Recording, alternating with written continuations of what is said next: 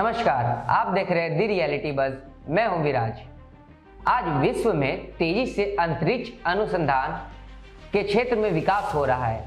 खासकर विश्व के वो देश जो विकसित है लगातार इस क्षेत्र में कीर्तिमान स्थापित कर रहे हैं, लेकिन अब भारत भी इस क्षेत्र में पीछे नहीं है। वह भी अपनी टेक्नोलॉजी के दम पर अंतरिक्ष के क्षेत्र में लगातार आगे बढ़ रहा है।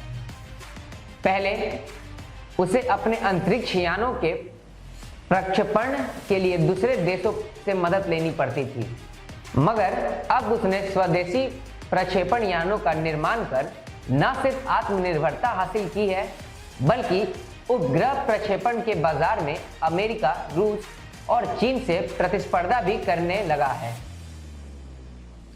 भारत में उपग्रह प्रक्षेपण का शुल्क बाकी देशों की तुलना में काफी कम होने की वजह से अनेक देश अब यहीं से अपनी उपग्रह का प्रक्षेपण करवाना उचित समझ रहे हैं। इस मामले में कीर्तिमान रचा है एक निजी कंपनी स्काई रूट ने।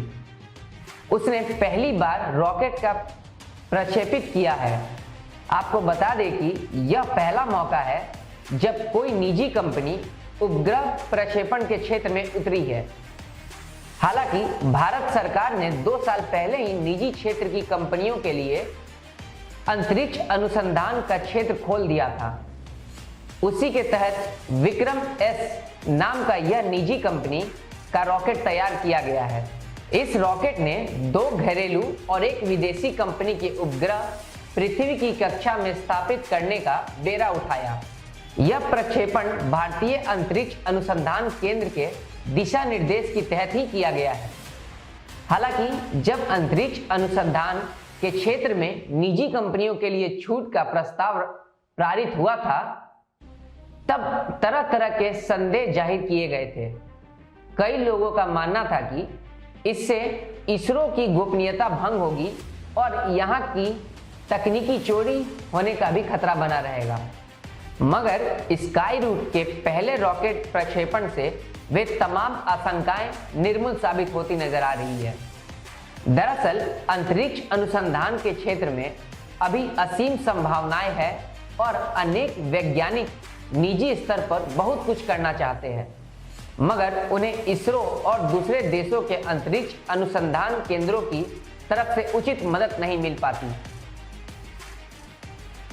अब ऐसे वैज्ञानिक अंतरिक्ष को अपने ढंग से खंगाल सकेंगे और नई संभावनाओं का मार्ग खोलने में मदद कर सकेंगे। जिन 3 कंपनियों के उपग्रह अभी छोड़े गए हैं वे स्टार्टअप कंपनियां हैं और वे अंतरिक्ष में कचरा प्रबंधन जैसे कार्य करने को उत्सुक हैं। दरअसल अंतरिक्ष अनुसंधान के क्षेत्र में सरकारी स्तर पर हो रहे कार्यों में कई तरह की वैज्ञानिक जटिलताएं होती हैं, जिसके चलते उनमें अनावश्यक देरी हो रही है या फिर वैज्ञानिक कई परियोजना पर आगे नहीं बढ़ पाते।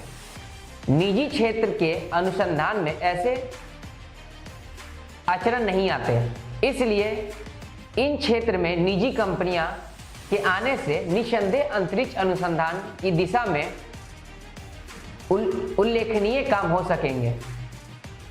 आज जिस तरह हम हर काम डिजिटल तकनीक पर निर्भर होते जा रहा है, उसमें उपग्रहों की भूमिका महत्वपूर्ण हो गई है। इसलिए उपग्रह प्रक्षेपण का कारोबार भी काफी बड़ा हो गया है।